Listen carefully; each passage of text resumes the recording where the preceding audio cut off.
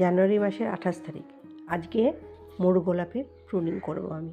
এই গাছটার বয়স 5 বছর। ঠিক এই টাইমেই প্রতি বছর আমি প্রুনিং করে থাকি। অনেকটা গরম পড়ে গেছে, গাছটা শীত ঘুমেছিল বলে একটাও পাতা নেই, অনেকটা লম্বাও হয়েছে, ডালগুলো সরু সরু। আজকে সঠিক আকার দেওয়ার জন্যে প্রুনিং করব। এই গাছের শুধু ফুল নয়, গুঁড়িটার জন্যেও দৃষ্টি আকর্ষণ করে মানুষের। এই গাছের আকারটা দেখতে আমার অনেকটা ডাইনোসরের মতো মনে হয়।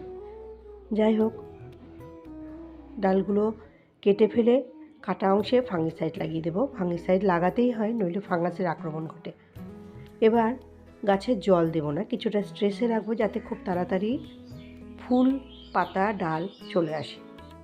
ঠিক 1 মাস পরে অল্প কিছুটা মাটি খুঁড়ে জৈব সার দেব।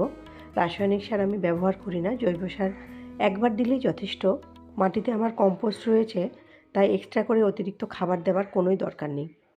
আর এই কেটে ফেলা ডালগুলো থেকে সুন্দর করে চারা তৈরি করব। সেই ভিডিও তোমাদের অবশ্যই পরে দেখাবো। আমার মরু গোলাপের গাছটা এবারে ফুল পাতা নিয়ে মেলে ধরার পালা।